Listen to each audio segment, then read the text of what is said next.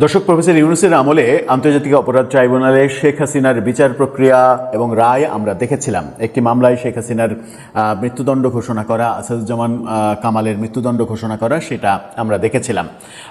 অনেকে ভেবেছিলেন যে প্রফেসর ইউনূস সরকার যাওয়ার পরে এই আদালতের কার্যক্রম হয়তো একটু কম গতিপ্রাপ্ত হবে এবং আস্তে আস্তে এটা স্থবির হয়ে পড়বে।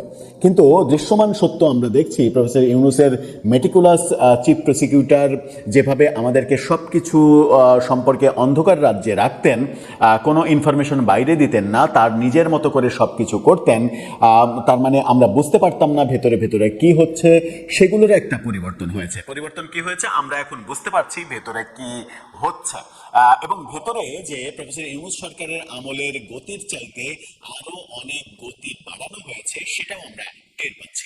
সুতরাং আন্তর্জাতিক অপরাধ ট্রাইব্যুনালে শেখ হাসিনা সহ আওয়ামী লীগের নেতা, আওয়ামী লীগ এবং তার জোট শরিকদের নেতাদের যে বিচার, সেই বিচার প্রক্রিয়া অনেক বেশি গতি বাড়িয়েছে বিএনপির সরকার। এবং সেই গতি বাড়ানোর ফলে আমরা ইনফরমেশন পাচ্ছি সেটা হচ্ছে ঈদের পরপরই আরও দুটো মামলার রায় হবে এবং সেখানে সম্ভবত এবার আর এক নেতা, বড় নেতা, জাসদ সভাপতি হাসানুল হক ইনু, তার বিরুদ্ধে ফাঁসির আদেশ আসতে পারে। এটা আমার ধারণা, ব্যক্তিগত ধারণা। কারণ যে মামলা তার বিরুদ্ধে এবং যেভাবে তাকে আত্মপক্ষ সমর্থনেরও সুযোগ দেয়া হয়নি বলে তিনি এবং তার আইনজীবীরা অভিযোগ করেছেন, তাতে মনে হয় যে ব্যাপারটা সেরকমই ঘটতে যাচ্ছে। সাথে আর কাদের কপালে এরকমটা জুটছে, চলুন একটু জেনে দেখি যে ঈদের পরপরই দুইটা মামলার রায় কোন কোন মামলার হচ্ছে এবং সেখানে আসামি কারা, তাদের কপালে কি অপেক্ষা করছে। দর্শক, বলছিলাম আন্তর্জাতিক অপরাধ ট্রাইব্যুনালের গতি বেড়েছে বলে মনে হচ্ছে। ঈদের পরে দুইটা মামলার রায় হবে জানিয়ে দিয়েছেন বর্তমান চিফ প্রসিকিউটর। সেই মামলাগুলো কি কি বলছে গণমাধ্যম, চলুন একটু জানি।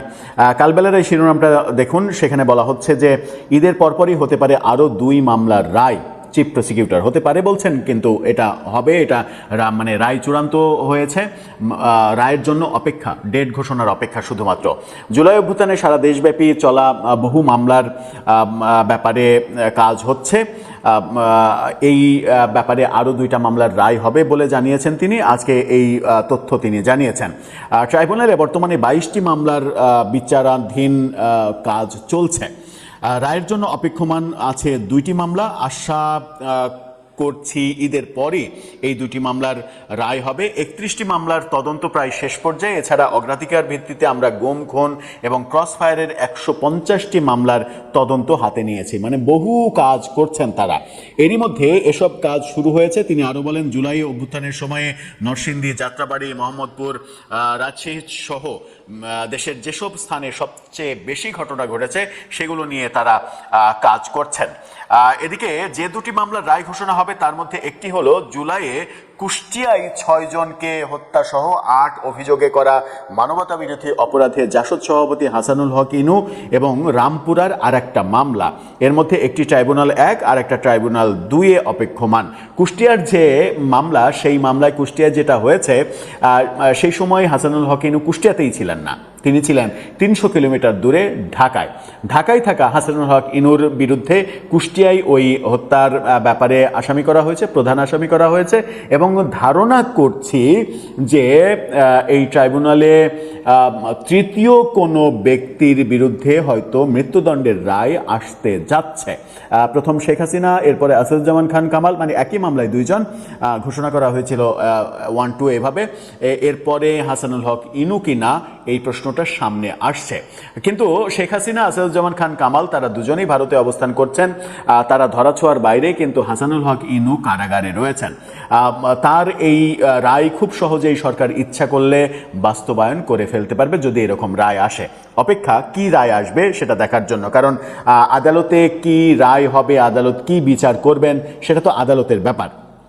মজার ব্যাপার হচ্ছে যে মানে শাহবাগ মানে ওই শাহবাগের যে প্রতিবাদে গণজাগরণ মঞ্চের প্রতিবাদে শাপলা চত্বরে যে হেফাজতের কর্মসূচি হয়েছিল সেখানে প্রচুর হত্যাযজ্ঞ হয়েছে বলে এখন অভিযোগ করা হচ্ছে, এবং সেই সময়েও অভিযোগ করা হয়েছিল যে হাজার হাজার মানুষকে মেরে গাড়িতে করে ট্রাকে করে দেহ সরিয়ে ফেলা হয়েছে, কিন্তু সেরকম কোনো তথ্য উপাত্ত আমরা সেই সময় পাইনি। কিছু মৃত্যুর কথা এসেছে বিভিন্ন সংস্থার রিপোর্টে, সেগুলো ওই রাতের পুলিশি কিংবা আইন শৃঙ্খলা রক্ষাকারী বাহিনীর অভিযানে ঘটেনি বলেও তারা বলেছিল। রাজধানী সহ চট্টগ্রাম, নারায়ণগঞ্জ সহ বিভিন্ন জায়গায় হেফাজতের কর্মসূচি, পুলিশের বাধা, গ্যাঞ্জাম, মারামারি, সেই ঘটনাগুলোতে মৃত্যুর ঘটনা ঘটেছিল বলে অধিকার সহ বিভিন্ন এনজিওর রিপোর্টে আমরা দেখেছিলাম। যে অধিকারের প্রধান আদিলুর রশিদ, তিনি ইউনূস সরকারের উপদেষ্টা হিসেবে কাজ করেছেন। এই যে ঘটনা, সেখানে আমরা দেখছি শাপলা হত্যাযজ্ঞের মামলায় 2 জন মানে সাংবাদিককে গ্রেপ্তার করা হয়েছে, গ্রেপ্তার দেখানো হয়েছে।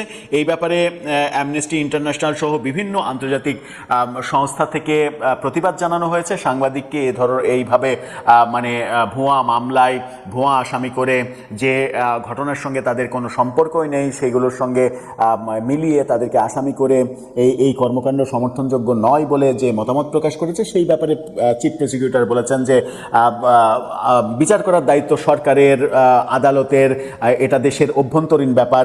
আদালত কি সিদ্ধান্ত নেবে, কাকে আসামি করবে না করবে, এটা আদালতের ব্যাপার। এখানে অ্যামনেস্টি ইন্টারন্যাশনাল কিংবা হিউম্যান রাইটস ওয়াচ কারোরই কোনো কথা বলার অধিকার নেই, এরকম বক্তব্য তিনি দিয়েছেন।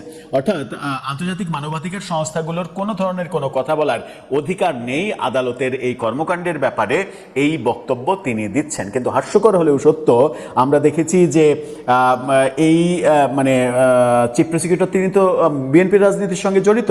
আমরা দেখেছি যে শেখ হাসিনা যখন এই ট্রাইব্যুনালে, যে ট্রাইব্যুনাল তৈরি হয়েছে 71 সালে যুদ্ধাপরাধীদের বিচারের জন্য, সেই ট্রাইব্যুনালে যখন যুদ্ধাপরাধীদের বিরুদ্ধে বিচার হচ্ছিল, বিচার চলমান ছিল, রায় হচ্ছিল, তখন বিভিন্ন আন্তর্জাতিক সংস্থা এটার বিচার প্রক্রিয়া নিয়ে, আদালতের কার্যক্রমের প্রক্রিয়া নিয়ে প্রশ্ন তুলছিলেন, এবং সেই প্রশ্নগুলো বিএনপির অনেক নেতাও মানে তুলেছেন, এবং সেগুলোকে মানে রাজনৈতিক হত্যা এরকম বলেছেন, যার মধ্যে বিএনপির এক নেতা সালাউদ্দিন কাদের চৌধুরীও ছিলেন।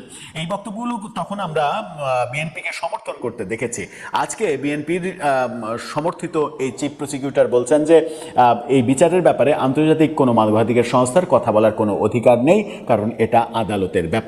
এই যে সরকার পরিবর্তন হলে কিংবা অন্যের দায়িত্বের সময় আমি যেটা সমালোচনা করছি, নিজের দায়িত্বের সময় সেটা আর মানে মনে রাখছি না, কিংবা সেটা আমার কাছে অগ্রহণযোগ্য হয়ে যাচ্ছে, এই যে নীতি বাংলাদেশের রাজনীতিতে, এই নীতি আমাদেরকে অনেক বেশি ভোগাচ্ছে, সামনে আরও অনেক বেশি ভোগাবে বলে মনে হয়। দর্শক, আপনার কাছে কি মনে হয়, কি হতে চলেছে ঈদের পরের 2 রায়ে? এরপর কি হাসানুল হক ইনু, আর তিনি যেহেতু জেলে রয়েছেন, সেখান থেকে বেরিয়ে আসার আর কোনো পথ কি তার রয়েছে? আপনার মতামত জানিয়ে লিখতে পারেন আমাদের কমেন্ট বক্সে।